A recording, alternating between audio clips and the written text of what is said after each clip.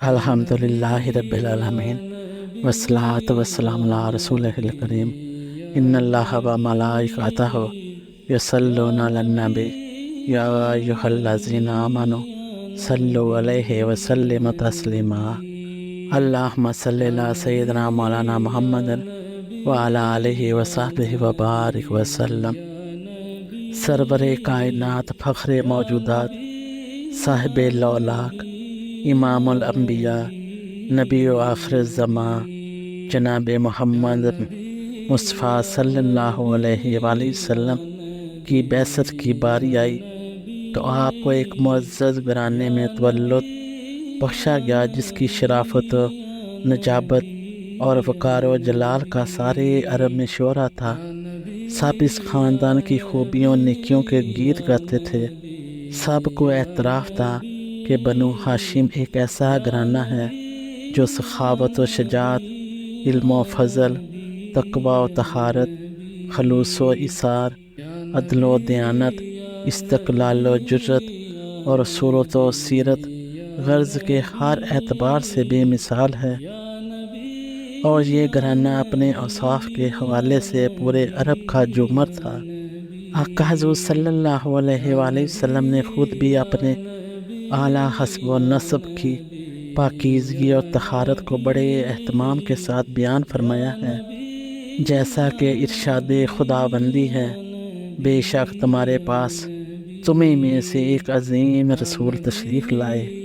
حضور نبی اکرم صلی اللہ علیہ وآلہ وسلم نے فرمایا: اللہ تبارک و تعالیٰ نے میرے نور کو طیب و طاہر پشتوں سے پاکیزہ شکموں میں منتقل فرماتا رہا۔ جو ہی کوئی خاندان دو حصوں میں تقسیم ہوتا تھا، مجھے بہترین خاندان میں رکھ دیا جاتا تھا۔ بے شک اللہ تبارک و تعالیٰ نے مخلوق کو پیدا کیا، پھر جو بہترین مخلوق تھی مجھے اس میں رکھا۔ پھر اللہ تعالیٰ نے مخلوق کے اس حصے کو دو گروہوں میں تقسیم کیا۔ جو بہترین گروہ تھا مجھے اس میں رکھا۔ پھر اس گروہ کو قبائل میں تقسیم کیا۔ جو بہترین قبیلہ تھا مجھے اس میں رکھا۔ پھر اس قبیلے کے گھرانوں میں مجھے تقسیم کیا۔ جو بہترین گھرانہ تھا مجھے اس میں رکھا۔ سو میں ذات اور گھرانہ دونوں حوالوں سے سب سے بہتر ہوں۔ آقا حضور صلی اللہ علیہ وآلہ وسلم نے فرمایا: مجھے قدرت نے ایک منفرد نسب عطا کیا ہے جو چاند کی طرح روشن اور سحر کی طرح اجلا اور پاکیزہ ہے، تو مجھے کوئی گھرانہ اور خاندان نسبی طہارت، پاکیزگی اور نورانیت کے حوالے سے ایسا نہیں جو میرے نسب کا مقابلہ کر سکتا ہو۔ یہ وہ سلسلہ عالیہ ہے جس میں خیر ہی خیر ہے، اور ہر طرف نیکی، شرافت، شریعت مطہرہ کی پابندی اور اخلاق و کردار کی بلندی ہی نظر آتی ہے۔ ہر مخلوق، قوم، گروہ، خاندان اور برادری سے سراپائے خیر کو چن لیا گیا ہے، اسی لیے ہر جگہ اور ہر طبقہ میں وہی لوگ نظر آتے ہیں جو مقبول بارگاہ عزتی اور منتخب روزگار ہیں، جن کی سیرت و کردار پر انگلی نہیں اٹھائی جا سکتی۔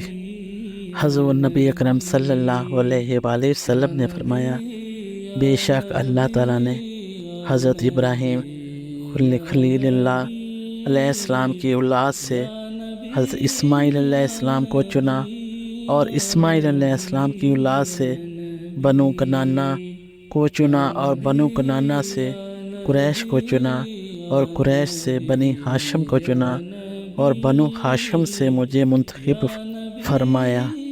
حضرت جبرائیل امین علیہ السلام نے فرمایا: میں نے مشرق و مغرب چھان ڈالے ہیں، لیکن اللہ کے حبیب حضرت محمد مصطفیٰ صلی اللہ علیہ وآلہ وسلم سے اعلیٰ و افضل کسی کو نہیں پایا۔ اسی طرح زمین کا چپا چپا کنگال ڈالا ہے، لیکن کسی خاندان کو بنی ہاشم سے افضل نہیں پایا۔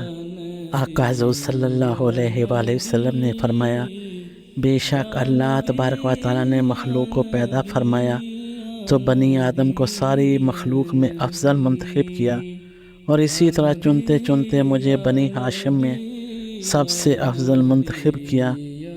پس میں سب سے برگزیدہ لوگوں میں سے سب سے برگزیدہ لوگوں کی طرف، پھر سب سے برگزیدہ لوگوں میں سے سب سے برگزیدہ لوگوں کی طرف نسل در نسل منتقل ہوتا ہوا آیا ہوں۔